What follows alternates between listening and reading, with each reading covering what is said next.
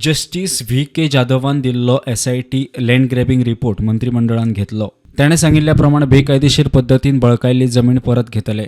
पीडित लोक खोशी. आमकां खुशालकाय भोगता आमकां हे आयज गिफ्ट कशें मेळलें म्हणजे आमचे लँड ग्रॅब प्रॉपर्टीज जाल्ले त्यो सगळे रिवर्ट जातले म्हण ताणें इन्फॉर्म केला.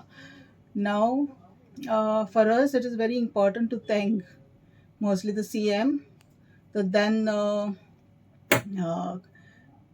law minister who has actually taken up this issue, Mr. Nilesh Kabral, plus all the SIT. We request the CM to actually look into the recommendations given by the commissioner.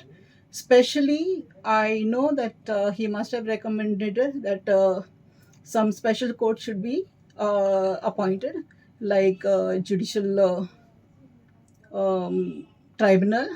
Okay, and the second thing is like whoever actually the police officers who have been removed from the post, the SIT, the good honest police officers should be brought back to the SIT so they can follow up the remaining cases which are under lead fraud.